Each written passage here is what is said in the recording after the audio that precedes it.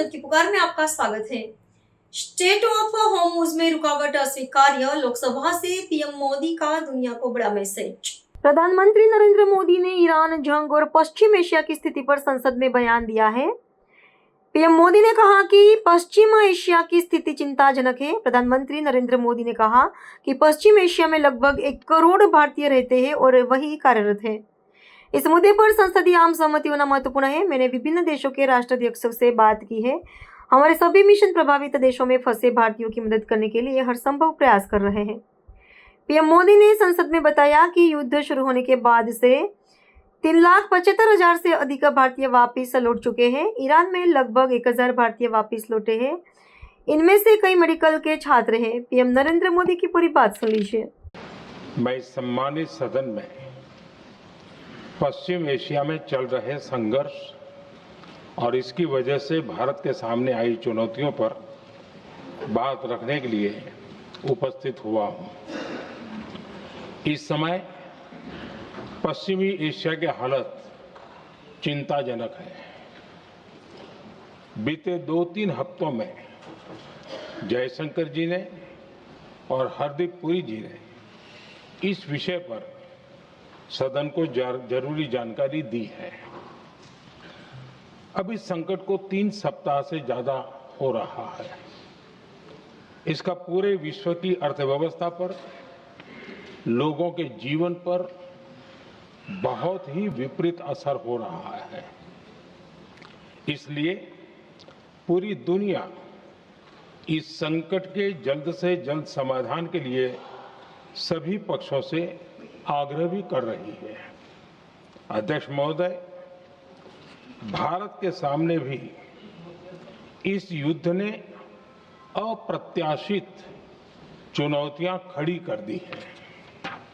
ये चुनौतियां आर्थिक भी हैं, नेशनल सिक्योरिटी से जुड़ी भी हैं और मानवीय भी हैं। युद्धरत और युद्ध से प्रभावित देशों के साथ भारत के व्यापक व्यापारिक रिश्ते हैं। जिस क्षेत्र में युद्ध हो रहा है वो दुनिया के दूसरे देशों के साथ हमारे व्यापार का भी एक महत्वपूर्ण रास्ता है। विशेष रूप से कच्चे तेल और गैस की हमारी जरूरतों का एक बड़ा हिस्सा यही क्षेत्र पूरा करता है। हमारे लिए ये रीजन एक और कारण से भी अहम है। लगभग 1 करोड़ भारतीय खाड़ी देशों में रहते हैं और वहां काम करते हैं। वहां समंदर में जो कमर्शियल शिप चलते हैं उनमें भारतीय क्रू मेंबर्स की संख्या भी बहुत अधिक है। ऐसे अलग अलग कारणों के चलते भारत की चिंताएं स्वाभाविक रूप से अधिक है। इसलिए ये आवश्यक है कि भारत की संसद से इस संकट को लेकर एक मत और एकजुट आवाज दुनिया में जाए।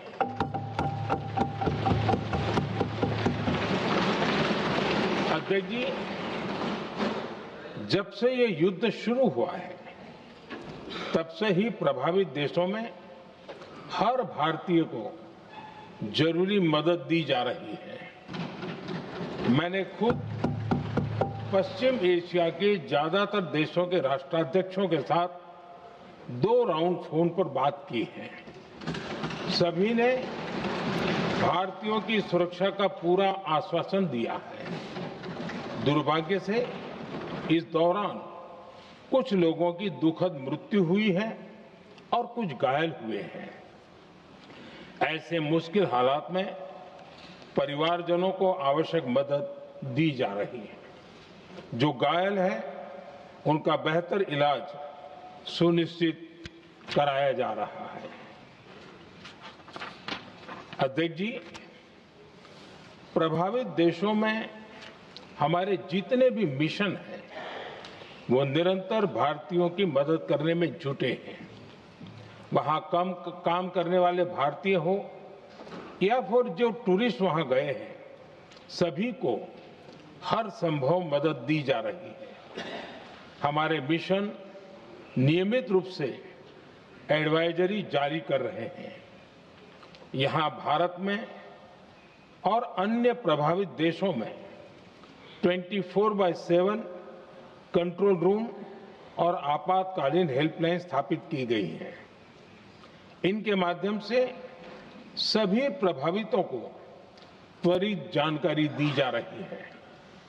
अध्यक्ष जी, संकट की स्थिति में देश विदेश में भारतीयों की सुरक्षा हमारी बहुत बड़ी प्राथमिकता रही है।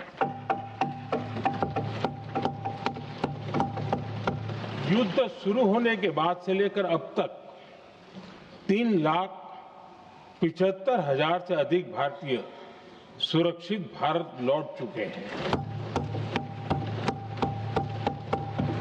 ईरान से ही अभी तक लगभग 1,000 भारतीय सुरक्षित वापस लौटे हैं। इनमें 700 से अधिक मेडिकल की पढ़ाई करने वाले युवा हैं। खाड़ी देशों में भारतीय स्कूलों में हजारों विद्यार्थी पढ़ते हैं। सीबीएसई ने ऐसे सभी भारतीय स्कूलों में होने वाली कक्षा 10वीं और 12वीं की निर्धारित परीक्षाओं को रद्द कर दिया है। इन बच्चों की पढ़ाई निर्बाध चलती रहे, इसके लिए सीबीएसई उचित कदम उठा रही है। यानी सरकार संवेदनशील भी है, सतर्क भी है और हर सहायता के लिए तत्पर भी है। माननीय अध्यक्ष जी, भारत में बड़ी मात्रा में कच्चा तेल, गैस और फर्टिलाइजर जैसी अनेक जरूरी चीजें हॉर्मुज स्ट्रेट के रास्ते से आती हैं। युद्ध के बाद से ही हॉर्मुज स्ट्रेट में जहाजों का आना जाना बहुत चुनौतीपूर्ण हो गया है। बावजूद इसके हमारी सरकार का ये प्रयास रहा है कि पेट्रोल, डीजल और गैस की सप्लाई बहुत ज्यादा प्रभावित न हो। देश के सामान्य परिवारों को परेशानी भी कम से कम हो, इस पर हमारा फोकस रहा है। हम सभी जानते हैं, देश अपनी जरूरत की 60% एलपीजी आयात करता है। इसकी सप्लाई में अनिश्चितता के कारण सरकार ने एलपीजी के डोमेस्टिक उपयोग को प्राथमिकता दी है। साथ ही एलपीजी के देश में ही उत्पादन को भी बढ़ाया जा रहा है। पेट्रोल, डीजल की सप्लाई पूरे देश में सुचारू रूप से होती रहे, इस पर भी लगातार काम किया गया है। अध्यक्ष जी, आज की इन परिस्थितियों में एनर्जी सिक्योरिटी को लेकर बीते एक दशक में उठाए गए कदम और भी प्रासंगिक हो गए हैं। भारत ने बीते 11 वर्षों में अपनी एनर्जी इंपोर्ट का डाइवर्सिफिकेशन किया है। पहले क्रूड ऑयल, एलएनजी, एलपीजी ऐसी एनर्जी जरूरतों के लिए 27 देशों से इंपोर्ट किया जाता था। वहीं आज भारत 41 देशों से एनर्जी इंपोर्ट करता है। अध्यक्ष जी, बीते दशक में भारत ने संकट के ऐसे ही समय के लिए कच्चे तेल के भंडारण को भी प्राथमिकता दी है। आज भारत के पास 53 लाख मीट्रिक टन से अधिक का स्ट्रेटेजिक पेट्रोलियम रिजर्व है और 65 लाख मीट्रिक टन से अधिक के रिजर्व की व्यवस्था पर देश काम कर रहा है। हमारी तेल कंपनियों के पास जो रिजर्व रहता है वो अलग है। बीते 11 वर्षों में हमारी रिफाइनिंग कैपेसिटी में भी उल्लेखनीय वृद्धि हुई है। अध्यक्ष जी, सरकार अलग अलग देशों के सप्लायर्स के साथ भी लगातार संपर्क में है। प्रयास ये है कि जहां से संभव हो वहां से तेल और गैस की सप्लाई होती रहे। भारत सरकार गल्फ और आसपास के शिपिंग रूट्स पर निरंतर नजर बनाए हुए है। हमारा प्रयास है कि तेल हो, गैस हो, फर्टिलाइजर हो, ऐसे हर जरूरी सामान से जुड़े जहाज भारत तक सुरक्षित पहुंचे। हम अपने सभी वैश्विक सहयोगियों के साथ निरंतर संवाद कर रहे हैं ताकि हमारे मैरीटाइम कॉरिडोर सुरक्षित रहे। ऐसे प्रयासों के कारण बीते दिनों हॉर्मुज स्ट्रेट में फंसे हमारे कई जहाज भारत आए भी हैं। अध्यक्ष जी, संकट के इस समय में देश की एक और तैयारी भी बहुत काम आ रही है। पिछले 10-11 साल में इथेनॉल के उत्पादन और उसकी ब्लेंडिंग पर अभूतपूर्व काम हुआ है। एक दशक पहले तक देश में सिर्फ 1-1.5% इथेनॉल ब्लेंडिंग कैपेसिटी थी। आज हम पेट्रोल में 20% इथेनॉल ब्लेंडिंग के करीब पहुंच रहे हैं। इसके कारण प्रति वर्ष करीब 4.5 करोड़ बैरल कम ऑयल इंपोर्ट करना पड़ रहा है। ऐसे ही रेलवे के बिजलीकरण से भी बहुत बड़ा फायदा हो रहा है। अगर रेलवे का इतना बिजलीकरण न होता तो हर साल करीब 180 करोड़ लीटर डीजल अतिरिक्त लगता। ऐसे ही हमने मेट्रो का नेटवर्क बढ़ाया है। 2014 में जहां देश में मेट्रो नेटवर्क 250 किलोमीटर से भी कम था, आज ये बढ़कर करीब 1100 किलोमीटर हो गया है। हमने इलेक्ट्रिक मोबिलिटी पर बहुत अधिक बल दिया। केंद्र सरकार ने राज्यों को 15,000 इलेक्ट्रिक बसें चलाने के लिए दी है।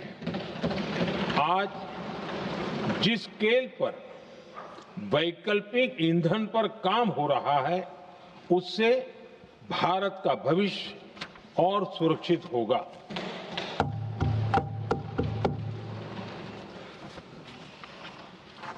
आदरणीय अध्यक्ष जी, हम जानते हैं कि एनर्जी आज इकोनॉमी की रीढ़ है और ग्लोबल एनर्जी नीड्स को पूरा करने वाला एक बड़ा सोर्स वेस्ट एशिया है। स्वाभाविक है कि दुनिया भर की अर्थव्यवस्था वर्तमान संकट से प्रभावित हो रही है और भारत पर इसका कम से कम दुष्प्रभाव हो, इसके लिए निरंतर प्रयास किए जा रहे हैं। सरकार इसके शॉर्ट टर्म, मीडियम टर्म और लॉन्ग टर्म ऐसे हर असर के लिए एक रणनीति के साथ काम कर रही है। आज भारत की इकोनॉमी के फंडामेंटल्स मजबूत है। इससे भी देश को बहुत मदद मिली है। हम हर सेक्टर के स्टेक होल्डर्स के साथ चर्चा कर रहे हैं। जहां भी जरूरत है उस सेक्टर को आवश्यक सपोर्ट दिया जा रहा है। भारत सरकार ने एक इंटर मिनिस्ट्रियल ग्रुप भी बनाया है। ये ग्रुप हर रोज मिलता है और हमारे इंपोर्ट एक्सपोर्ट में आने वाली हर दिक्कत का आकलन करता है और ये ग्रुप आवश्यक समाधान पर भी निरंतर काम करता है। मुझे पूरा भरोसा है कि सरकार और इंडस्ट्री के साझा प्रयासों से हम परिस्थितियों का बेहतर सामना कर पाएंगे। माननीय अध्यक्ष जी, एक बड़ा सवाल ये है कि युद्ध का खेती पर क्या प्रभाव होगा। देश के किसानों ने हमारे अन्न के भंडार भर रखे हैं, इसलिए भारत के पास पर्याप्त खाद्यान्न है। हमारा ये भी प्रयास है कि खरीफ सीजन की ठीक से बुआई हो सके। सरकार ने बीते सालों में आपात स्थिति से निपटने के लिए खाद की पर्याप्त व्यवस्था भी की है। अतीत में भी हमारी सरकार ने दुनिया के संकटों का बोझ किसानों पर नहीं पड़ने दिया था। कोरोना और उस समय के युद्धों के दौरान उस समय भी ग्लोबल सप्लाई चेन में डिस्टरप्शन आ गई थी। दुनिया के बाजार में यूरिया की एक बोरी 3,000 रुपये तक पहुंच गई, लेकिन भारत के किसानों को वही बोरी 300 रुपये से भी कम कीमत में उपलब्ध कराई गई। अध्यक्ष जी, देश के किसानों को इस प्रकार के संकटों से बचाने के लिए भी बीते वर्षों में अनेक कदम उठाए गए हैं।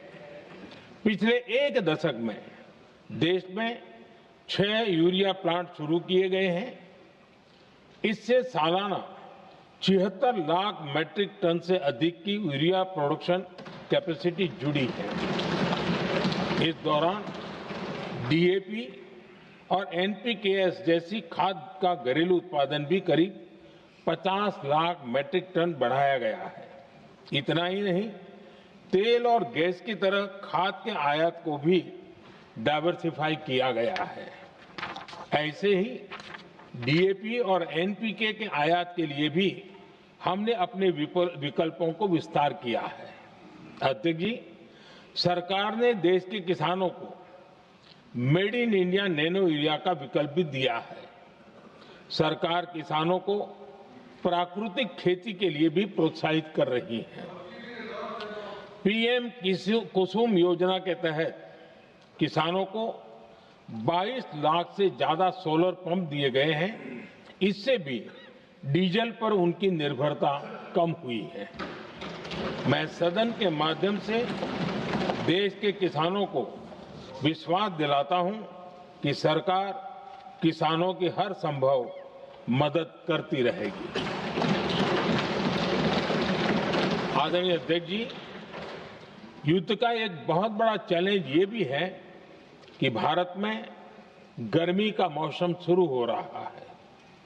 आने वाले समय में बढ़ती गर्मी के साथ बिजली की डिमांड बढ़ती जाएगी। फिलहाल देश के सभी पावर प्लांट्स के पर्याप्त कोल स्टॉक उपलब्ध है। भारत ने लगातार दूसरे साल 100 करोड़ टन कोयला उत्पादन करने का रिकॉर्ड बनाया है। पावर जनरेशन से लेकर पावर सप्लाई तक के हमारे सभी सिस्टम की निरंतर मॉनिटरिंग भी की जा रही है और सरकार की तैयारियां उसको रिन्यूएबल एनर्जी से भी मदद मिली है। बीते दशक में रिन्यूएबल एनर्जी की तरफ देश ने बड़े कदम उठाए हैं। आज हमारी total installed power generation capacity का आधा हिस्सा रिन्यूएबल सोर्स से आता है। हमारी कुल रिन्यूएबल क्षमता आज 250 गीगावाट के ऐतिहासिक आंकड़े को पार कर गई है। बीते 11 वर्षों में देश ने अपनी सोलर पावर कैपेसिटी करीब 3 गीगावाट से बढ़ाकर 140 गीगावाट तक पहुंचाई है। बीते वर्षों में देश में करीब 40 लाख रूफटॉप सोलर लगे हैं। इसमें पीएम सूर्यघर मुफ्त बिजली योजना से भी लोगों को काफी मदद मिली है। गोवर्धन योजना के तहत देश में आज 200 कॉम्प्रेस्ड बायोगैस प्लांट भी काम करना शुरू कर चुके हैं। ये सारे प्रयास आज देश के बहुत काम आ रहे हैं। सरकार ने भविष्य की तैयारी और बढ़ाते हुए शांति एक्ट माध्यम से देश में न्यूक्लियर एनर्जी के उत्पादन को भी प्रोत्साहित किया है। कुछ ही दिन पहले small hydro power development scheme को भी हरी झंडी दी गई है, जिससे अगले 5 वर्षों में 1500 मेगावाट नई हाइड्रो पावर कैपेसिटी जोड़ी जाएगी। आदरणीय अध्यक्ष जी, जहां तक डिप्लोमेसी की बात है, भारत की भूमिका स्पष्ट है। शुरुआत से ही हमने इस संघर्ष को लेकर अपनी गहरी चिंता व्यक्त की है। मैंने स्वयं भी पश्चिम एशिया की सभी संबंधित नेताओं से बातचीत की है। मैंने सभी से तनाव को कम करने और इस संघर्ष को खत्म करने का आग्रह किया है। भारत ने नागरिकों, एनर्जी और ट्रांसपोर्ट से जुड़े इंफ्रास्ट्रक्चर पर हमलों का विरोध किया है। कमर्शियल जहाजों पर हमला और हॉर्मुज स्ट्रेट जैसे अंतर्राष्ट्रीय जलमार्ग में रुकावट अस्वीकार्य है।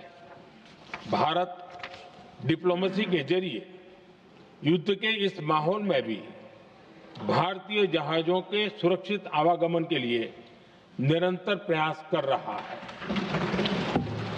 अध्यक्ष महोदय, भारत हमेशा से ही मानवता के हित में और शांति के पक्ष में अपनी आवाज उठाता रहा है। मैं फिर कहूंगा कि बातचीत और कूटनीति ही इस समस्या का समाधान है। हमारे हर प्रयास तनाव को कम करने, इस संघर्ष को समाप्त करने के लिए है। इस युद्ध में किसी के भी जीवन पर संकट मानवता के हित में नहीं है। इसलिए भारत का प्रयास सभी पक्षों को जल्द से जल्द शांतिपूर्ण समाधान के लिए प्रोत्साहित करने का है। अध्यक्ष जी, जब ऐसे संकट आते हैं तो कुछ तत्व इसका गलत फायदा उठाने की कोशिश भी करते हैं। इसलिए कानून व्यवस्था सुनिश्चित करने वाली सभी एजेंसियों को अलर्ट पर रखा गया है।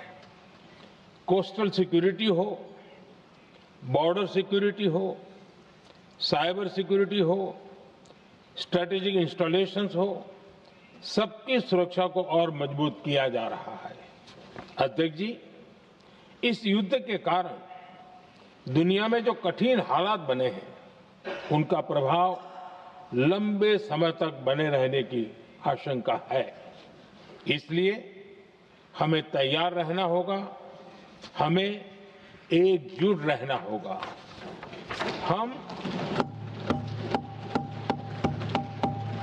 हम कोरोना के समय भी एकजुटता से ऐसी चुनौतियों का सामना कर चुके हैं। अब हमें फिर से उसी तरह तैयार रहने की आवश्यकता है। धीरज के साथ, संयम के साथ, शांत मन से हमें हर चुनौती का मुकाबला करना है और यही हमारी पहचान है, यही हमारी ताकत है। और हां, हमें बहुत सावधान और सतर्क भी रहना है। हालात का फायदा उठाने वाले झूठ फैलाने का प्रयास करेंगे, ऐसे लोगों की कोशिशों को सफल नहीं होने देना है। मैं देश की सभी राज्य सरकारों से भी इस सदन के माध्यम से आग्रह करूंगा, ऐसे समय में कालाबाजारी करने वाले, जमाखोरी करने वाले एक्टिव हो जाते हैं। इसके लिए कड़ी मॉनिटरिंग जरूरी है। जहां से भी ऐसी शिकायतें आती हैं, वहां त्वरित कार्रवाई होनी चाहिए। देश की हर सरकार और देश का हर नागरिक जब मिलकर चलेंगे तो हम हर चुनौती को चुनौती दे सकते हैं। इसी आग्रह के साथ मैं अपना वक्तव्य समाप्त करता हूं। बहुत बहुत धन्यवाद। माननीय सदस्यगण, अगर आपने हमारा अभी तक चैनल सब्सक्राइब नहीं किया है तो कृपया चैनल सब्सक्राइब कर लें, लाइक करें, शेयर करें, कमेंट करें। तो मिलते हैं फिर किसी और खबरों के साथ।